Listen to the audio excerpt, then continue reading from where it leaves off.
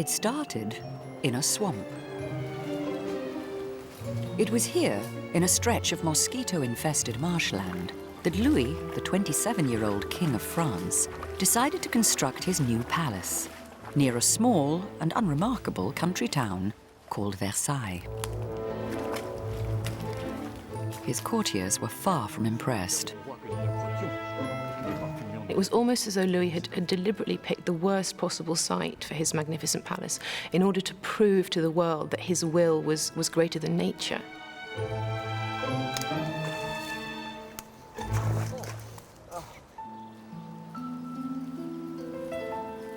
Louis had a sentimental reason for choosing Versailles. It was the site of his father's old hunting lodge, and as a boy, he'd played and hunted here.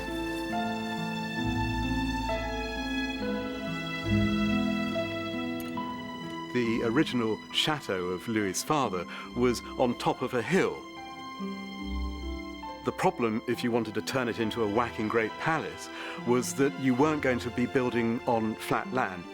Louis was told this is not a great place for a big expansion of your father's chateau. As a monarch with absolute power, Louis wasn't used to being told what to do, and he didn't much like it. Dépêchez-vous d'en finir, Monsieur Sylvestre. Le temps vous est compté. Cette demeure ne va plus rester longtemps en cet état. From the outset, Louis was thinking big. He started by hiring the greatest architect of the age, Louis le Vau, to transform the hunting lodge into the palace of his dreams. Louis was to devote much of his energy to his new project, but he was always sure to make time for his other great passion. Although married to Queen Marie-Thérèse, he had numerous affairs. His current mistress was a young aristocratic beauty called Louise de la Vallière. Tu me feras croire que ces insectes ont mauvais goût. Ils nous ont piqué vos endroits les plus doux. Mais c'est que je souffre horriblement. Et l'envie de me gratter est terrible. Là. Et là, sire. Louis's attitude towards women was one of tremendous enthusiasm. He really loved women. He didn't just love them for sex. He loved their company, he loved their conversation, he loved their elegance. He loved women who were witty and refined. Most of all, I think, he loved women because they teased him, they made him laugh. Et là aussi. Et ça? Regardez, sire. Et là. He had a tremendous sexual appetite. He would quite often, if his mistress was too slow in taking her dress off, have a turn with her lady's maid while he was waiting, or a passing servant in the corridor at Versailles. He made love the way he did everything else, with enormous gusto. A French king was expected to have a mistress. It sort of symbolized the virility of the nation. And, you know, 100 years later, poor Louis XVI, the French were furious with him because he didn't have a mistress. Louise de la Vallière was Louis XIV's first official mistress. She was a lady-in-waiting at the court. She was guileless, charming, daughter of a good family, and she adored the king, and it was irresistible because she convinced him quite genuinely that she loved him for himself, and I think this is what the young king wanted to hear. I think he had a very good time. Louise was very important to him. He did love her. They had 2 children together. He made her a duchess. But it was a young man's crush rather than a profound passion. Whatever his feelings for Louise, Louis was always careful to fulfill all of his obligations to his wife. His marriage to Queen Marie-Thérèse was politically vital. It had ensured peace between France and Spain for many years, and he needed to father children with her to ensure that his dynasty lived on. Louis did feel a duty towards the Queen. He made love to her frequently, and she would always have a special mass said the day afterwards, and everybody would nudge each other at court because she'd look very pleased as she came into the chapel. He was attentive to her, polite to her. They had children together, but she simply didn't have the looks or the education or the spirit or the charm to captivate a man like that. She accepted his infidelity, as did most royal and aristocratic women of the time, as being part of marriage. Louis's mosquito-bitten courtiers also had to accept their king for what he was. Like all 17th century monarchs, Louis believed himself appointed directly by God. Messieurs, sachez que j'ai nommé notre premier valet de chambre, M. Brun, conseiller en notre conseil d'État. C'était charge nouvelle, sire. L'un de nous l'aurait volontiers accepté. M. Brun a notre confiance. Il nous plairait grandement que maintenant vous l'écoutiez. Nobody could tell him what to do. He was quite simply the only power in the realm. And having had this consciousness since he was a very, very small child, I think it meant that he was, without any arrogance or hubris, of the opinion that he was pretty much a god himself. As a kind of living god, Louis liked nothing more than being the center of everyone else's attention. Louis was brought up in a theatre-mad age. As a young man, he took dancing lessons, which seemed to have completely transformed his self-confidence. He was actually a very accomplished dancer, and he clearly enjoyed greatly taking part in these performances, which were mainly in front of a court audience. La troupe des astres s'enfuit dès que ce grand roi s'avance. Les nobles clartés de la nuit qui triomphaient en son absence. I think all his contemporaries were extremely impressed by him. He was astonishingly handsome, with his long golden hair and his almost cherubic face. He was indeed God-given, as his mother, Anne of Austria, called him. Louis liked dressing up, and not just for fun. It was part of his public image.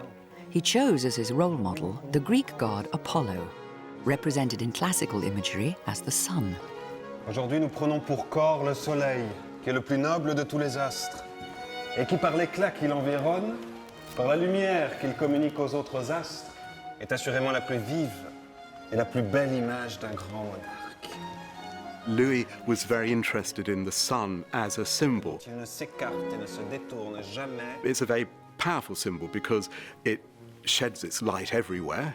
It's obviously very beneficial, but it's also a symbol of domination because all the other elements are subordinate to the sun. He's in a sense above everything. Monsieur Lully, ne devrions-nous pas ajouter à ce costume quelques plumes et boules dorées pour rendre ce soleil plus flamboyant? The Sun King seems to me an appropriate title. It was one that was a piece of propaganda when he was young. But like many bits of propaganda, I think it became fat.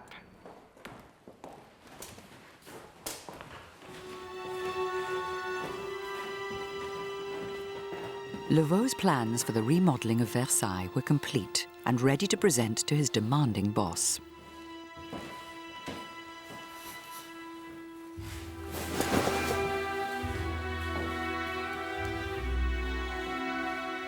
Louis certainly knew that what he wanted was a building which had that shock and awe effect. There's absolutely no doubt that he wanted a building that would be sensational. Louvo's model was impressive, but had a major flaw. He planned to destroy the old hunting lodge. C'est là un bâtiment entièrement nouveau, Monsieur Louveau. Assurément, Majesté. The idea of Louis XIV was to keep always the little chateau of his father. So that was a problem for an architect because architects prefer to destroy everything and to build a new building. So Louis sent the architect away and he told him, I want this little chateau preserved. Vous devez construire, mais en agrandissant le bâtiment d'origine. Il me plaît de vivre avec la mémoire de mon père. Faites en sorte que vos plans préservent son château.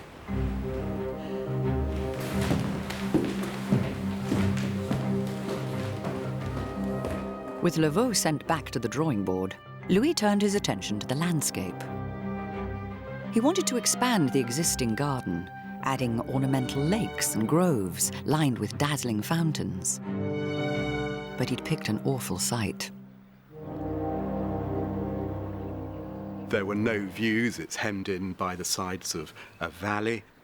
And also, Versailles wasn't naturally endowed, the region, with the sort of trees which Louis wanted for his garden. Louis's chief gardener was the century's most celebrated landscape designer, André Le Nôtre. Versailles would be the greatest challenge of his career. Comment vous en rendre grâce? En nous donnant avec vos jardins un avant-goût du paradis. But the Sun King did not want to wait for his earthly paradise, or for his trees to grow from saplings.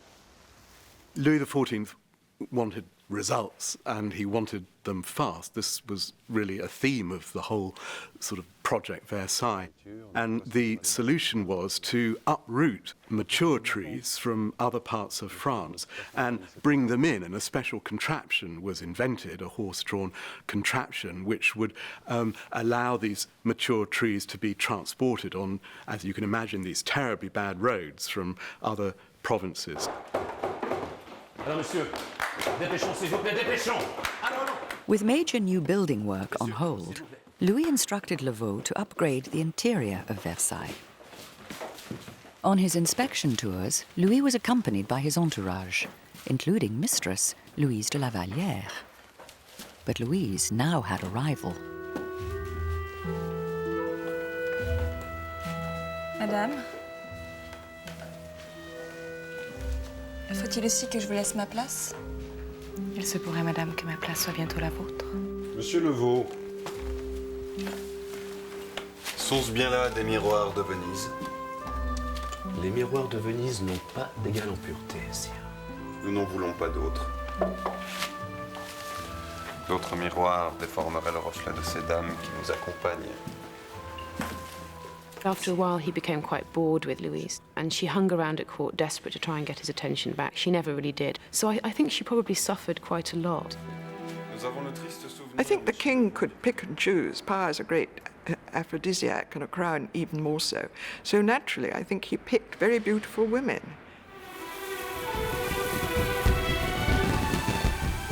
Louis liked to display his power. After winning a war against Spain, he celebrated with a huge party in the gardens of Versailles. It was also a chance for the king to show off the woman who had now replaced Louise as his favorite mistress. Her name was Madame de Montespan, and she was one of the most beautiful women in France. Madame, le roi s'inquiète de ne pas vous voir encore à ses côtés. Je ne saurais me présenter décoiffée devant Sa Majesté. Et puis un peu d'attente me fera encore plus désirer. Montespan is such an attractive figure, I think.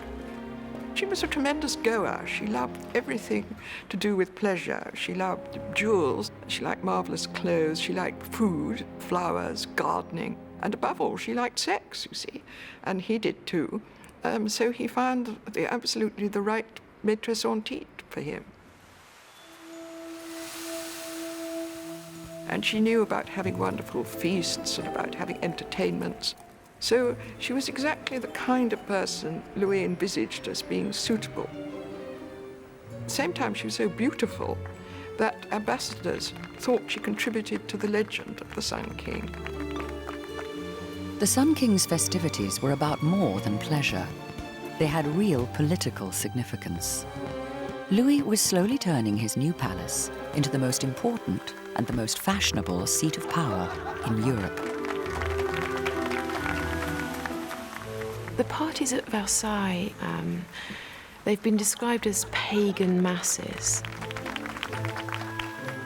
Fireworks, rides along the canal in gondolas, balls for 3,000 people under the stars, plays, ballets with 100 dancers by Lully, everything you could possibly imagine all at once in this tremendous circus of celebration for the king.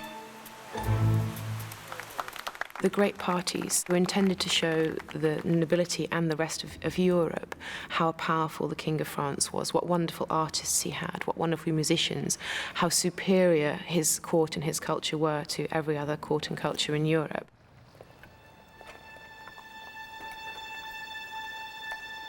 The king's former mistress, Louise, eventually gave up trying to win him back. After years of neglect, she decided to enter a convent, leaving behind the children she'd had with Louis.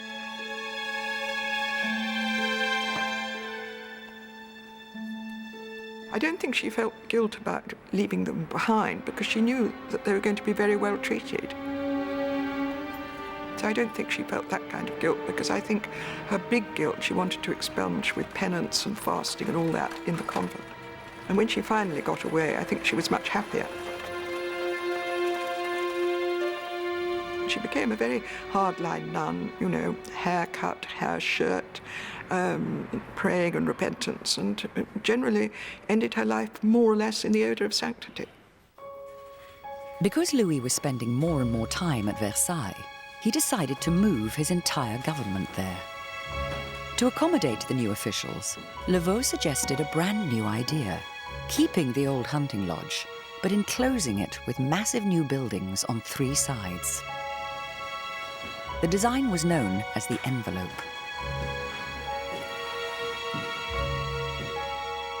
The chateau was preserved, but it was enveloped in this new building in a completely different style, which looked like a palace. What he also did with Levaux was to build pavilions for his ministers. Now, this was very important. What this meant was that for the first time, Versailles could function as a seat of monarchy, a place from which the king could govern. Building the envelope was a massive task, requiring thousands of workers. The largest number of workers were 40,000 people at the same time. It was a very dangerous place also because the work to be done was not done in a secure way, of course. It was with accidents and people dying.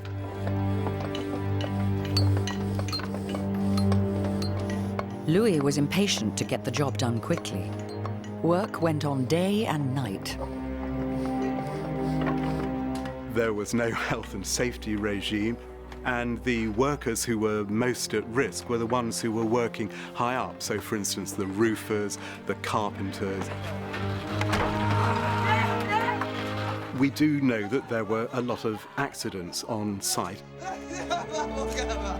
Femme, laquelle d'entre nous n'a pas un mari estropié, un frère défiguré, un éclopé sur ce foutu chantier? And there were times when the death rate, the mortality rate was high, and in order not to demoralize the workforce, the corpses would be removed at night.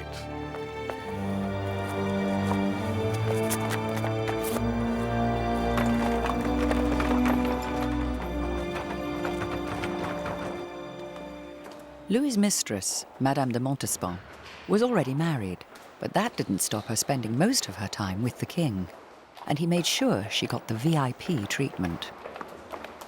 She had a suite of 20 rooms, whereas the Queen had to make do with 11. They were gorgeously appointed, and he spent a lot of time in them. They included a bathroom, most unusual for the time, in which apparently he and Madame de Montespan spent many happy hours. Despite her elevated status, Montespan found it hard to share Louis, even with his own wife. J'ai cru que vous aviez eu un malaise. À l'ordinaire, vous ne restez pas aussi longtemps auprès de la reine.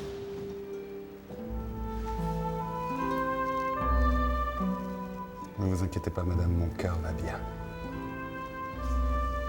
La reine a des droits que nous ne saurions lui retirer. I don't think she was really jealous of the Queen, because after all, she had everything of Louis's real love, and she knew it. But I think she made scenes about the other mistresses when they came along as the years passed. And I think there are some men, possibly Louis among them, who rather like it if a woman is jealous and shows signs of caring. You know, she certainly complained like mad if she felt he was strayed from what was, in fact, an illegitimate relationship.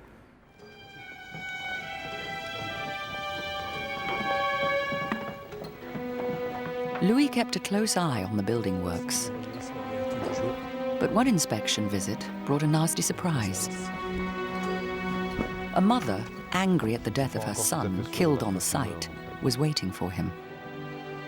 Eh ben v'là un monarque qui saigne le peuple de France. Et pourquoi? Pour sa propre gloire.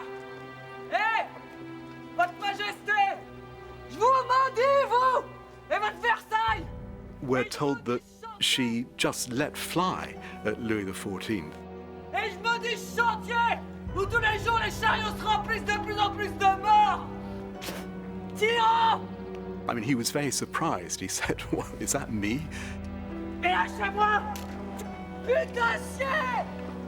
Tirons! Est-ce bella de nous que cette femme parle? N'écoutez pas, cette femme a perdu l'esprit. This was a courageous thing for this mother to have done because there were guards everywhere. And of course, as soon as she had said this, she was very quickly hustled away for her punishment.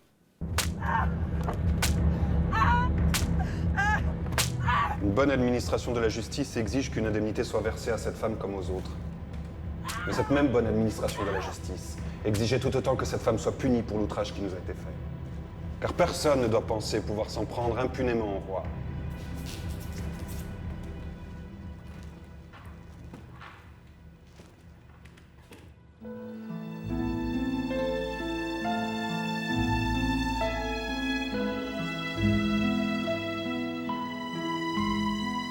Le Nôtre's ambitious plans were finally taking shape, and Louis's dream of creating the most spectacular palace in Europe was slowly becoming a reality. Louis's great gardener, his real gift was for rearranging the landscape, basically, and dividing it up on a grid. And then you treat the units within the grid essentially as outdoor rooms. And then you would bring in all sorts of other people, water engineers, sculptors, architects, essentially to furnish these rooms. Si, l'idée serait d'ajouter un nouvel axe au Grand Canal. On dirait la Sainte Croix. Voilà une pieuse idée de la géométrie, monsieur le nôtre. Elle nous ravit et nous apportera bonheur. The envelope around the old hunting lodge was complete. Louis's ministers were installed in their new apartments, and the king began governing from Versailles. Now, Louis decided he would make the palace his permanent home, and insisted that leading French nobles come and live there too. Allons, il est temps maintenant que l'on prenne toutes les dispositions pour que Versailles devienne la demeure du roi de France. There's no question that for Louis, the nobility, particularly the great court nobility, were an essential aspect of his kingship. They surrounded him with glory and status. This is a state where the ultimate decider on granting favour or refusing favour is in the hands of the king. If you were looking for a military command, if you were looking for favours for many of your clients, supporters and family, then the way to achieve this was by getting access to Louis, and to a lesser extent by gaining access to the ministers around Louis. But housing all the nobles would mean yet more building work. Louis's finance minister, Jean-Baptiste Colbert, worried about the cost. Du grand commun à l'aile du Midi, faites en sorte que tous trouvent la place qui leur revient.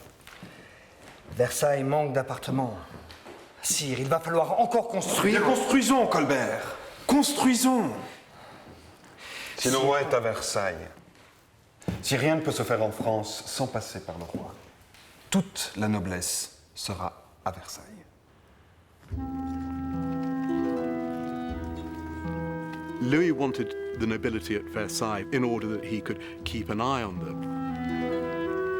The message he wanted to give to his nobles was this: you don't need to rebel to get what you want. What you have to do is come and pay your court to me.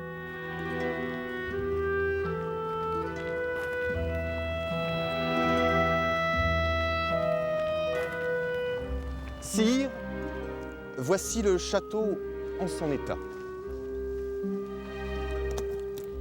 Original architect, Louis Levaux, died before his project was complete. His replacement, Jules Mansart, had ideas of his own.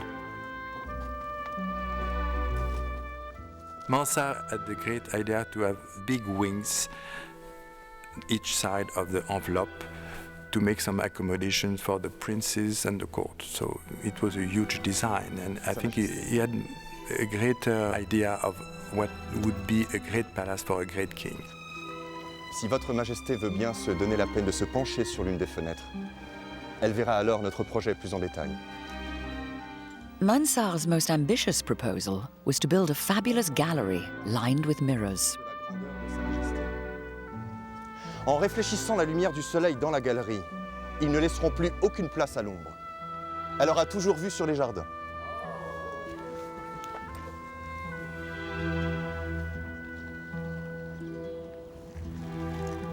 Monsieur Mansart, nous apprécions grandement votre art. Sire, merci. However magnificent the plans, Louis's experience with his builders was a familiar one. Everything took much longer and cost far more than the estimates. And they made a terrible mess. Nothing is more false than these gracious pictures of Versailles. It shows this stately place with everything perfect, you know, everybody gliding about. Actually, it was a huge building site. All the court ladies complained about it. The workmen starting at 6 a.m. My dear, the dust and the smell of wet plaster which got into their hair. It's exactly like today, exactly like what we feel on a tiny scale when our neighbours go building. Jamais nous ne délogerons.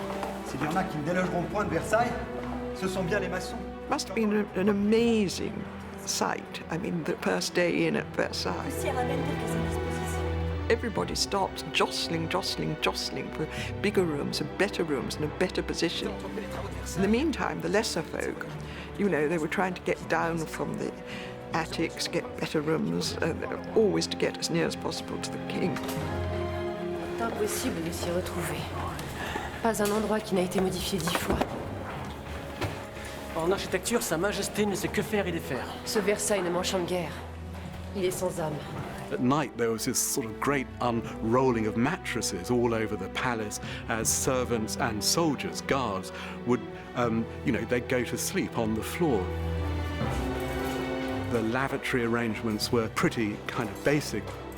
Servants would think nothing of relieving themselves in the corridors of Versailles. So you have this extraordinary attention on outward appearances and magnificent clothes, but alongside, you have all these smells. I mean, you could have been in a farmyard. Avez-vous trouvé votre logement? Oh, pas encore, madame. Dans ce fourre-tout et ces cul-de-sac, je n'ai pu trouver que la grande galerie. Alors? I think many of the nobility would have resented the chaos and lack of order, and doubtless complained about this at length. But I think one shouldn't underestimate the compulsive desire of most of the great nobility to attend at court, to be around the king. Louis's desire for magnificence extended to every aspect of his life, especially his wardrobe. He dressed in the finest cloth and expected his courtiers to do likewise. And when his hair began to recede, he adopted the fashion for elaborate wigs. A half-inch of lace on a cuff, a gold or a silver button, whether your pearl was here on your collar or here, these could mean life and death to the courtiers. Fashion was hugely important, and it was a very important way for the aristocracy to distinguish themselves from the ordinary people. Louis influenced fashion to some extent. When he was a young man, he dressed quite flamboyantly, lots of cavalier silks and laces and ribbons. He was a bit on the short side, so he introduced a fashion for high-heeled shoes. His mistresses, perhaps, were more influential on fashion. Madame de Montespan invented various outfits, including one, the glorious déshabillé, which was a sort of tunic worn over trousers. And she invented this because it was very easy to take off. Normally, a lady's dress required 2 women to stand behind her to undo all the strings. And of course, Louis was an impatient man. He couldn't be bothered waiting.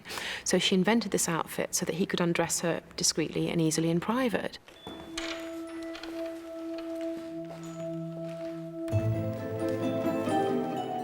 With so many courtiers now craving his attention, Louis kept them busy by turning his daily activities into public rituals.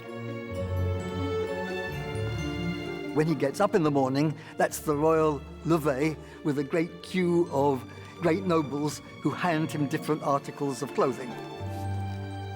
At night, it's all reversed. It's the royal coucher, and he takes things off and gives them to nobles. great nobles would quarrel with one another as to which of them had the right to hand him his shirt, because it had to be the person of highest rank in the room. They couldn't go off to the country on their estates and start raising armies, meddling. It meant that they had to stay there, quarrelling about whose turn it was to give the king his napkin. Even the king's mealtimes turned into a performance, where the nobles stood and watched the king eat, waiting for him to speak to them. One of the phenomena of Versailles was the sight of leading nobles adopting these very deferential poses. This was actually a very, very powerful signal that the monarchy was back in charge. For the courtiers, flattery became a way of life. For instance, one courtier, a great nobleman in his province, Louis says to him, "When is your wife's baby due?" And this nobleman says, "When your majesty wishes it."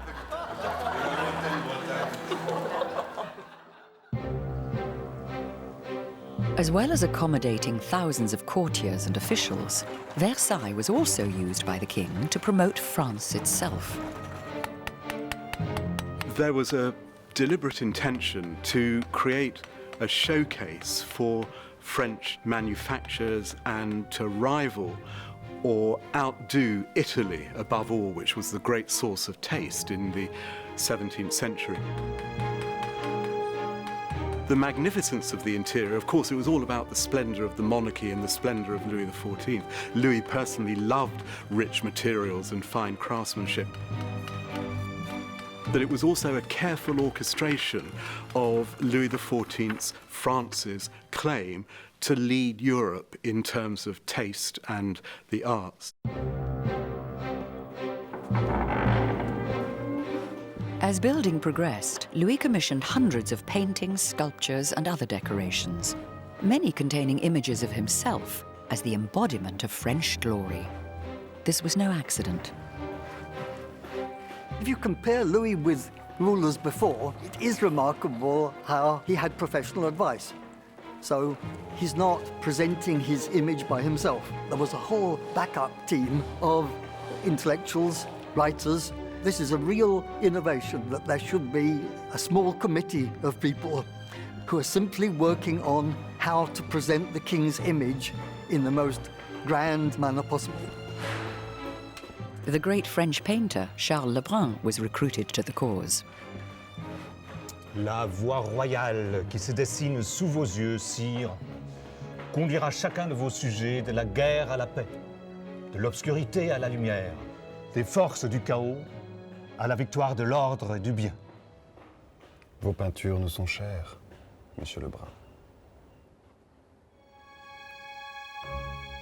Louis's image makers liked art that presented him as a conquering hero, drawing on figures from ancient mythology like Jupiter and his favorite, Apollo. The association with the images of very powerful men of the past were part of this strategy of being the best king and the most powerful and most important king of the time. Louis's public image may have included a fair amount of 17th century hype, but he was certainly a remarkable man. He goes hunting 3 times a day. He goes to council meetings 3 times a day. He's a very hard worker. He makes love 3 times a day. We must conclude the man had amazing energies.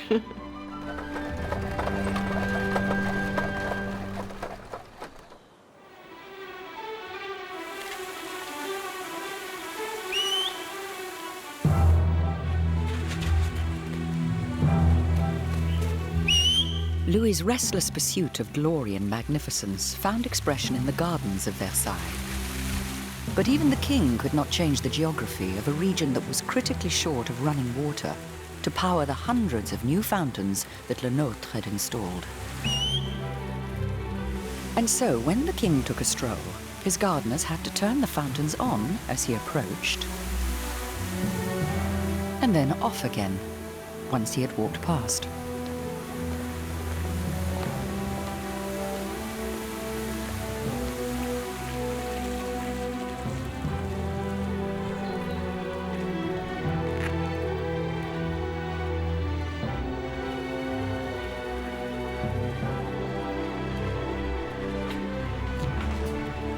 Où allons-nous trouver notre eau, monsieur? The problem of getting supplies of fast-running, high-pressure water were never adequately solved. Various attempts were made to find alternative sources from quite far away from Versailles. The celebrated Machine of Marly, a series of vast water wheels which were intended to bring water up from the Seine and deliver it to the Palace of Versailles. This provided water, but not enough. The great and final scheme involved building a full-scale Roman-style aqueduct. This was abandoned as being too expensive, and the result, of course, was that the great gardens of Versailles never had enough water to drive all the fountains simultaneously.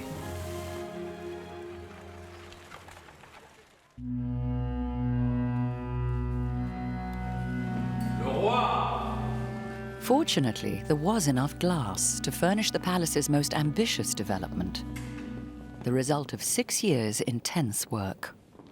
This was Mansart and Brun's most stunning achievement, Versailles' Hall of Mirrors.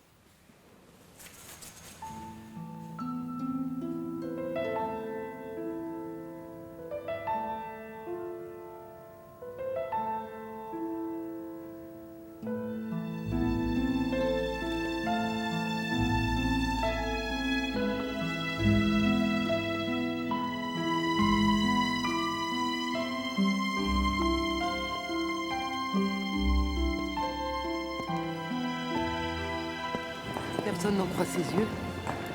Tout le monde pense rêver. C'est que, madame, en quelque endroit du monde cette galerie n'est en rien comparable. I think the effect of the gallery is more a dream. Wonderful light given by the mirrors, and I think it's very impressive and astonishing. Versailles est un triomphe, sire. Versailles is undoubtedly one of the great palaces. Louis would have wanted us to think of the chateau as an integrated whole, not to focus on specific items, whether the Hall of Mirrors or the Great Canal. And as an integrated unit, it completely outshines, I think, almost every other palace ever conceived or built.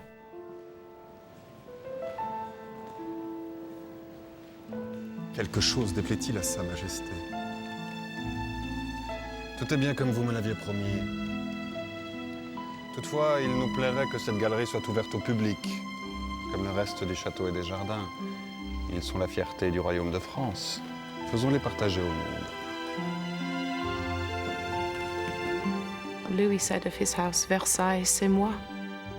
Louis was Versailles, he was his house. If we understand one, we understand the other.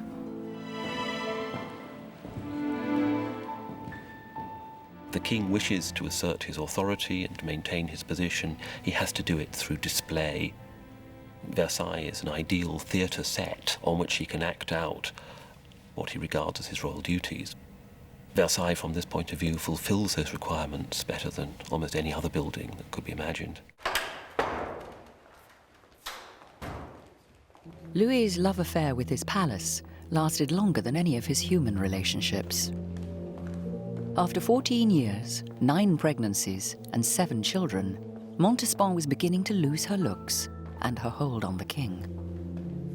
Madame de Montespan began to fall out of favour because, inevitably, after 9 pregnancies, her figure wasn't quite what it was. She became rather blousy, she drank too much, she gambled too much, she made a nuisance of herself with her tantrums, and I think, as happens to a lot of women, the more she felt her man slipping away from her, the more needy and clingy she became.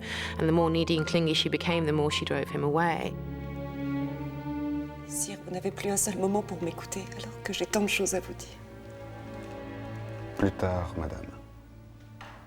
Un autre jour. But I think Louis was also undergoing quite a significant personal transformation. He was becoming much more religious. Madame de Montespan was a married woman. Committing adultery with an unmarried woman was one thing, but double adultery was sacrilege. It was a tremendous scandal, and he was becoming conscious of the fact that his way of life was really compromising the state and compromising his kingship. Louis turned to a very different woman. Madame de Maintenon, governess to his illegitimate children. Maintenon was pious, quiet, and intelligent, qualities that a middle-aged Louis had come to admire. Poor Madame de Maintenon had to do everything. She had to act as a cook, a plumber, a gardener, as well as a teacher and a nursemaid.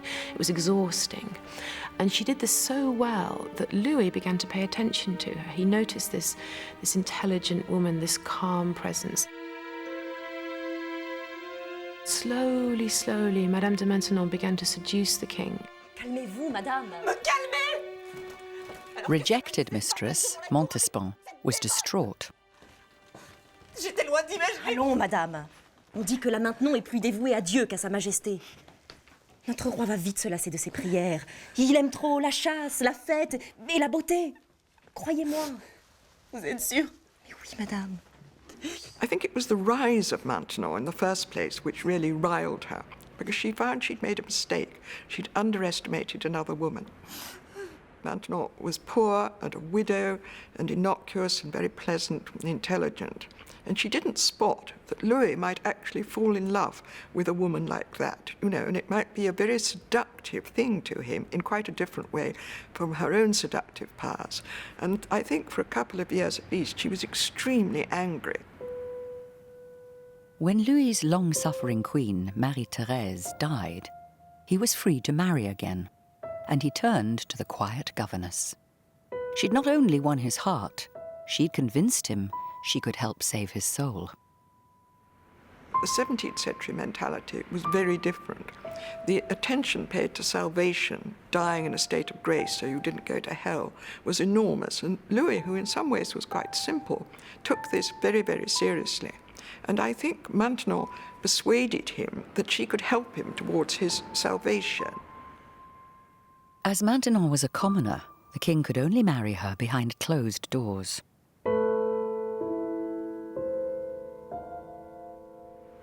He did need a secret church wedding, a morganatic wedding, as they're called, in the presence of clergy and witnesses. After that, he's all right with God and the church. He can go to communion, it's all perfectly okay. And it's interesting that Louis never declared the marriage, because she wasn't a princess. He had his own values, that is, he would have his private life, but in public, he was solitary.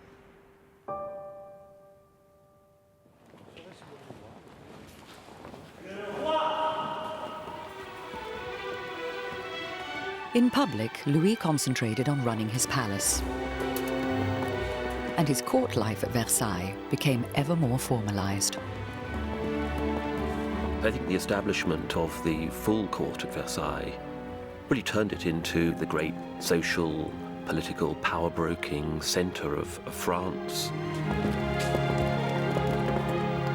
Versailles was exciting if you thought like a French nobleman, because Louis XIV was your host. You would spend the evening in the physical presence of the King of France. You would be admitted to his gaming table. You would be invited to dance in front of the king.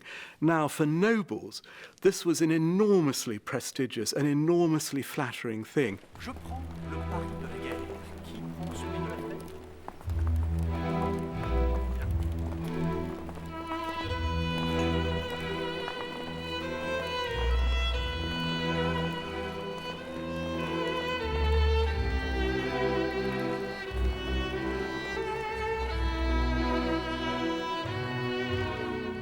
The court of Versailles could be seen as a cross, perhaps, between Royal Ascot and the dealing floor of a futures exchange, a combination of a very socially elite group who already know each other and can interact with each other, and at the same time a group of hardened professionals who have their own language and their own codes, who know how to strike deals and to extract the best possible advantages from a particular situation.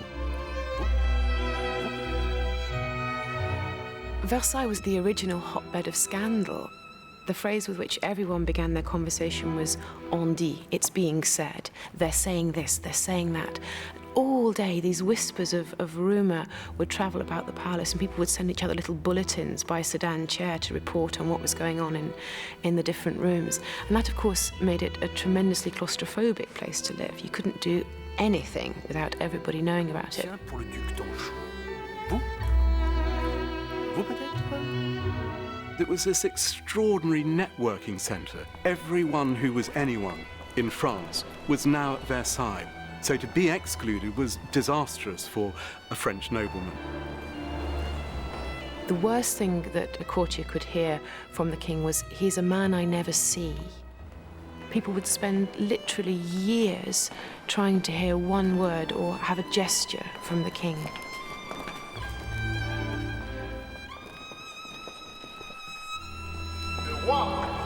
With the nobility now so dependent on him, Louis could fully immerse himself in the role he was born to play. He emerges as this absolutely consummate performer. The whole regime at Versailles hinged on your having this extraordinarily charismatic figure who could perform in all the right ways for this enormous audience which he had assembled around him. But Louis was only human, and after years of good health, he began to suffer from a serious medical problem, an anal fistula. Restez encore un peu. Vous souffrez le martyre. Comme j'aimerais, madame. La France ne veut rien savoir de mes douleurs. Et le roi se doit entièrement à ses sujets. This was an extremely serious condition in the context of the 17th century. The risk of it becoming gangrenous, that the pus would seep into the rest of the body and infect, was very great indeed. Untreated, it would almost certainly have killed the king. The only way that it was likely to be cured was through invasive surgery. Such surgery had had a very poor success rate. But Louis instructed his doctors to go ahead. His senior physician devised a new instrument especially for the operation. The doctors involved in the operation practiced on a number of others who had anal fistulas beforehand, but it was nonetheless still a very risky operation. In the 17th century, the doctors were much more likely to kill you than cure you. Huge effort was made at Versailles to keep the details of this secret, because it was felt so likely that the king wouldn't survive, that the diplomatic repercussions of this would sweep through Europe.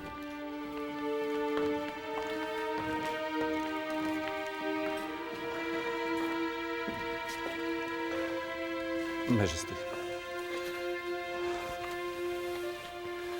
Monsieur le chirurgien, traitez-moi comme le moindre de mes sujets. Ainsi votre main ne tremblera pas. Bien, Majesté.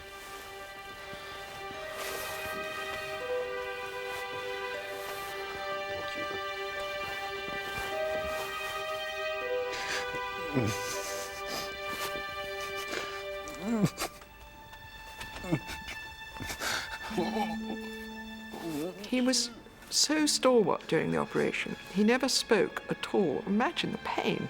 No anaesthetic.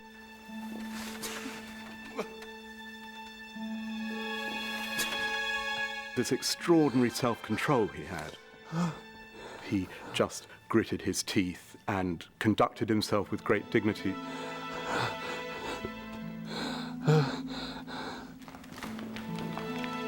La fistule à l'anus de Sa Majesté est bien réduite. Maintenant, il faut prier pour le salut total du roi.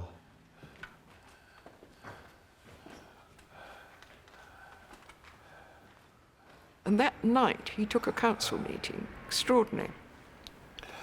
Very pale, with a sort of sheen of sweat, but he made it.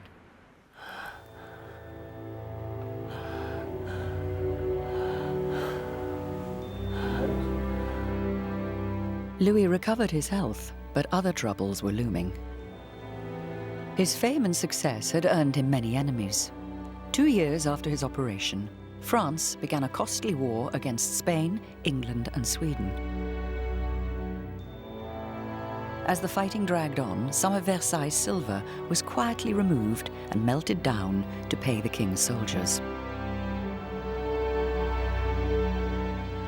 Unable to win the war, Louis signed an unfavorable peace treaty, conceding territory to his enemies.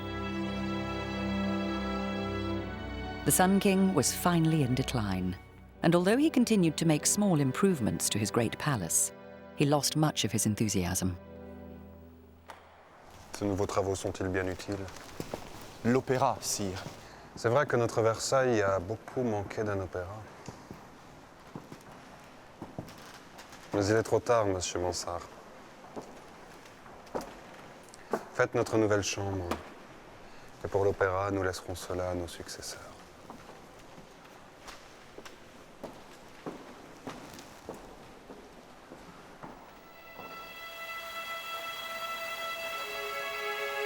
After just 4 years of peace, a new crisis threatened. The Spanish king died, leaving his empire to Louis's grandson. If Louis accepted on the boy's behalf, he knew the other European powers would try to stop him. But if he refused, the territories would go to France's rivals in Austria. He was in an impossible situation. Louis was damned if he did, damned if he didn't. Faced with an issue which concerns the honour of his dynasty, it's perhaps not surprising that he opts for the acceptance of the Spanish offer. But inevitably, therefore, provokes war with the other major European powers. This, the most grueling war of Louis's reign, lasted for 12 years and brought France to the brink of ruin. As Louis grew old and frail, he fell ever more under the influence of his devout wife, and now shunned the lavish amusements that had once filled his beloved palace. I think Versailles became a chilly, tedious place in many respects once Maintenon got Louis into her grip. It became this sort of rather dreary world where whatever the King of France was doing, you could set your watch by. You could look at a clock at any hour of the day and know exactly where Louis was. And his whole life became this endless choreography of etiquette and ritual, with Madame de Maintenon sitting there in the corner like some sort of holy spider watching it all. Notre Versailles est bien morne. Ces fêtes que vous donniez ne faisaient qu'exacerber les vices de vos courtisans. Et sire, vous dépensiez sans compter. Maintenon was a comfort to Louis when he needed it the most. Illness took the life of many members of his family, including a son and grandson, and he was haunted by the legacy of his wars. I think Louis was a tragic figure in his final days. I think the tragedy began with the sudden deaths of so many of his nearest and dearest.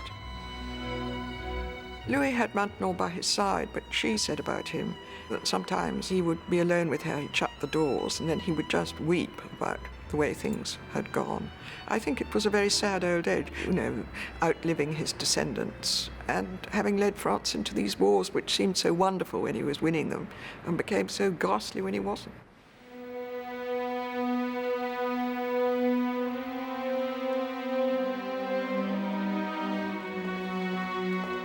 Aged 76, and after 72 years on the throne, Louis was once again taken seriously ill. La jambe de Sa Majesté est aussi noire que le charbon. Hélas. No one expected Louis XIV to live as long as he did. When Louis finally weakens in the last year of his life, it's a result of a gangrenous infection which gradually spreads from his leg to the rest of the left side of his body. Even Louis's own death became a public performance. J'ai vécu parmi les gens de ma cour. Je veux mourir parmi eux. Faites-les entrer pour mon dîner. In spite of their long intimacy, Maintenon wasn't actually at the king's side when he died, and that was not the practice. By her own wish, she went off to a convent to be among ladies who would succour her and sympathize with her, leaving him to priest and ultimately to God.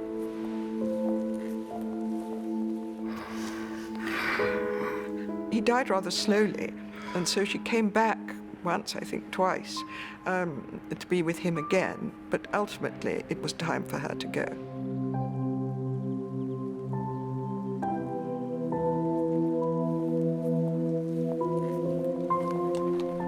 The heir to the throne was a really tiny child, the little 5-year-old boy, and he's brought in to see his grandfather, and his grandfather sort of tells him to be a good king, but says, "I have loved war too much." Very sad, dying words from Louis XIV, certainly true.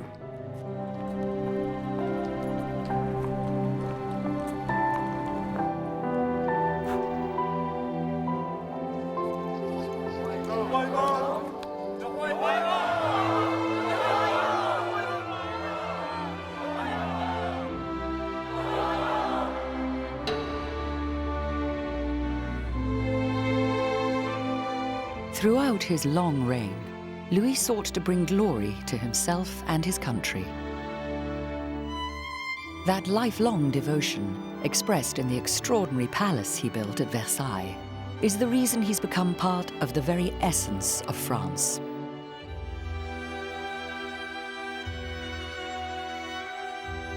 He didn't just leave glorious monuments, beautiful buildings, fabulous paintings. He left a sense of identity which has endured until today.